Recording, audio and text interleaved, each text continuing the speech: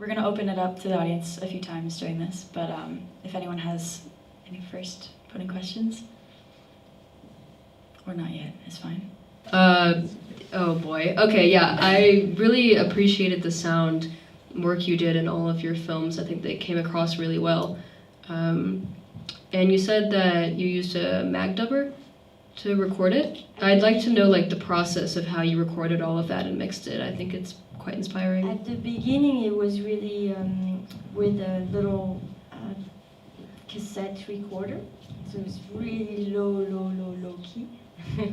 And from that, I would transfer it to mag tape, which was then put on a steam bed. You match the sound and the image on the mag track, so the same frame of what you want from the sound is the same for the image, and then it's pressed into a lab that it becomes one, so you have the sound onto the 16mm print. But I kind of hated the process of editing, by taping and the steam bag, because also you have to be very clean and very ordered, and I'm not. It's kind of a brain way of doing things. And when Final Cut Pro came, I really switched to that right away, because my brain works more into going back, forth, mixing. And the sound was then recorded onto a little Zoom that I would put, because I never record the sound at the same time, rarely at the same time that I shoot, because you hear the bullets when you shoot, it's very loud. Which you hear in some of my films, not those. I usually take time to record stories alone without shooting. So the sound is separate from the image, and the sound is not too bad. And then I spend a lot of time, I never edit a film without editing the sound at the same time.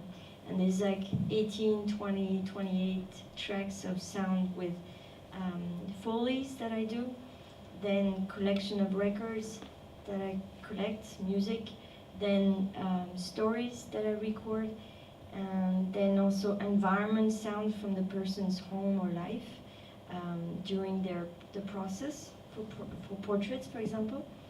And so all this becomes like a little knitting, like making music to create the rhythm of the editing, to create the radical changes from one mood to another, from one scene to another. And for me, it's very much, I wish I could make music and I don't, but the editing part allows me to go into sound in that direction. And it's always like one of my favorite parts. Yes, thank you. That was really interesting. To follow that up, clearly music is an incredible, important aspect of these films. Could you tell us about your experience working with these performers and like what it's like to use music as an instrument to tell a story? Well, I'm gonna just use the final part of the question, is the instrument to use, instrument to tell a story. Yes. Because they have like a really tiny story. It's not about a story. It's more than that. And normally we tend to talk about art, movies or pictures or whatever. We tend to give them to be confronted to them with the question, what is it, or what is it about? What's the story? But I think that the most important question when we talk about art is, how is it? And the form is what is important here. The story is very just a line of story, a girl looking for her dead father, and then the other frame is about a father who is confronted to the mother of his daughter. That's the line, that's the whole story. But what is important here is that I used music, and we all used music, because it's a channel of expression where you can feel things in a different way, that is not only a comprehensive way what happened. It's about how is the impact on me of what happened. And about this question about what and how, I question myself about that, because when I wanted to be a painter before being a filmmaker, and then I was questioning paintings that way. What is it? And the answer was so poor. What is it? It is a portrait. Okay, but how is that portrait? And then I had to start talking about color, forms, about gestures, about a lot of things that to finally realize that it is the how that make the individual touch of what is a painting by Matisse, for example. So how in art, I think, is very important, and how here is hitting surfaces, hitting, drumming, is not talking, is yelling. It's a lot of things about rage, about, and even in Impression of a War, the first film, there's a punk band, and I called them to perform in the film because there was like a very important movement of punk in Medellin, my hometown, and the youth was reacting against violence, crying, and yelling, excuse me, yelling and singing and hitting, because they were overwhelmed about the context. And the only tool that they had, it was like a rage of expression. Yeah, definitely. I was more of like a personal question to you and your process, but you were mentioning how before making this film you were focused on like narrative script writing, and how that was kind of like, I guess, frustrating you a bit. How did making this film change that or help you evolve from that? And yeah. This completely changed everything for me, because I said like, okay, it can sound pretentious, but I knew I was like a filmmaker, for me at least, for myself, and I had to do things, and I just shaped, like Patrick gave me that, you know. I knew these shots of hands, the way he looked at the sun, these moments where they had something, so. And it was like, okay, I was more finding my way where I could be comfortable with what I was doing, and I could do it very cheaply like that, and with a lot of, just with my energy. Like I would not have the same energy today, I think. I'm not super old on that. It's just that there was something I had also very, I had a lot of things to prove. I wanted to like, I hated this whole narrative, like academic cinema and stuff like that, you know. I wanted just to like, so the film is a bit rough, you know. Some shots are like ugly and like not well framed. Doesn't matter. That's not the point. You know, I knew there was an energy that was interesting for me to develop after that.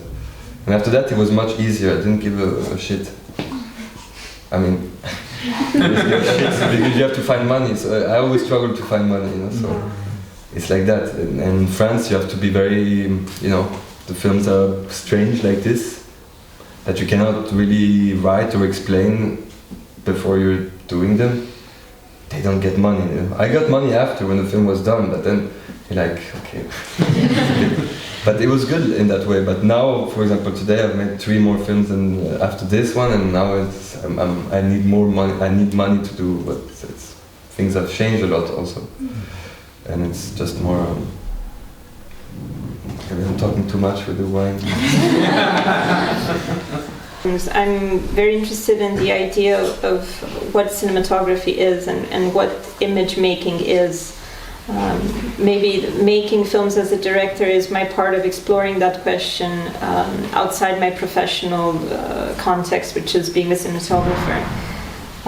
So with this experimental film or documentary, I wanted to study that in a very structural sense, understand how to analyze a documentary and its subject, and the process of describing something or depicting something.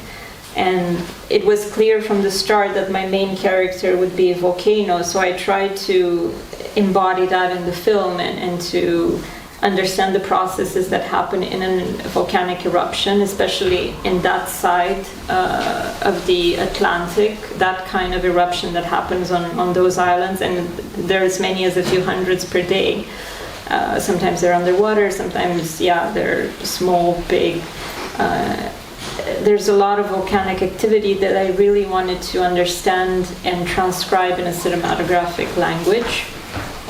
So I did my best to work with the film material a little bit like a volcano works with the rock matter or the water, with the pressure and everything that happens in the physical processes.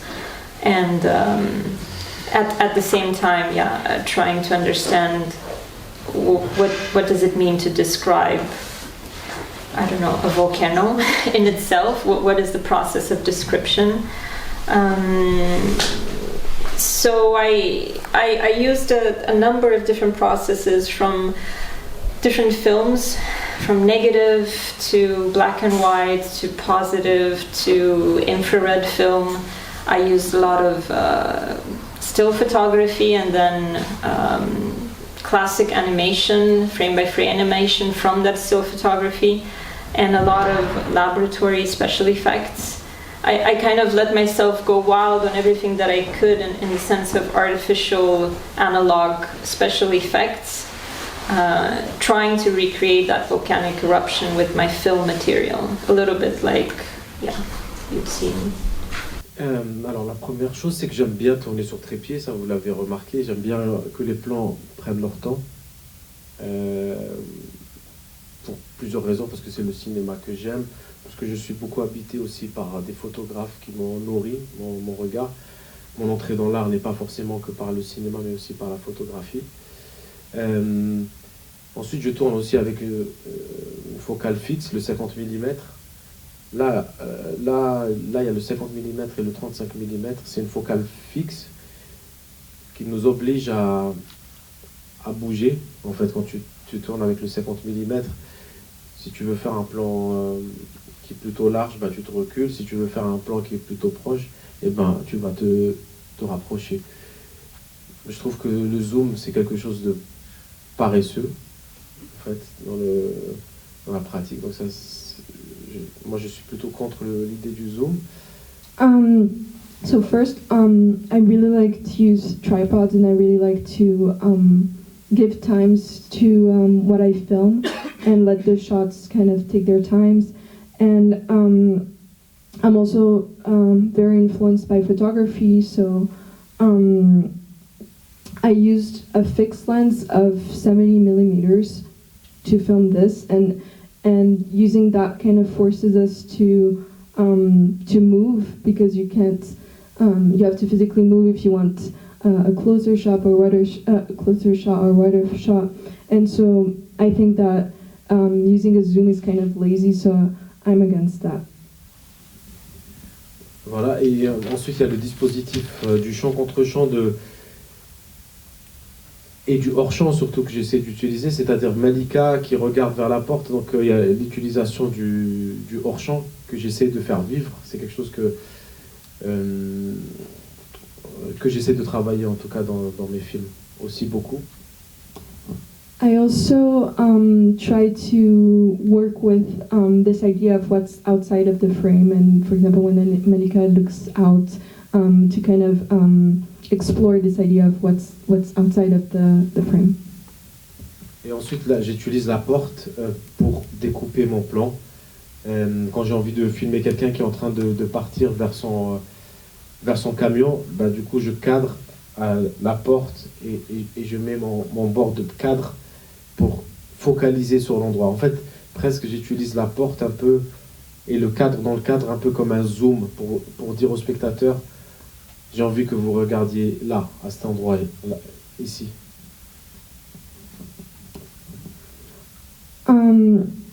I also try to use this idea of the frame within the frame and the door, for example, to really focus and highlight on what I want to show, and it's kind of the same if you want the same result as the zoom, where it's just showing and telling the audience this is what I want you to focus on. Et ensuite il y a quelque chose qu'il ne s'intellectualise pas forcément quand on est en train de tourner, c'est-à-dire que quand on est sur un plan et puis qu'on le sent plus, il y a quelque chose de très animal, c'est-à-dire je vais bouger très vite et je me replace. Je me replace parce que je ne le sens plus. Et c'est ça l'idée. Il y a quelque chose d'intuitif quand on est en train de tourner. On ne peut pas tout intellectualiser. On fabrique un cadre, mais ce cadre-là, tout de suite, on peut le casser et faire un autre cadre. And then there's also something that can't really be intellectualized or thought about when you're filming, and more intuitive, which is there are some impulses of just moving and when something happens, just following that impulse. And so yes, I create frames, but I also break them. Well, thank you so much for answering all of our questions. It was very interesting. D'accord. Je voulais vous dire merci pour vos questions. Elles étaient vraiment au top. Et merci pour la traduction. Vraiment, merci d'avoir été là. Merci beaucoup.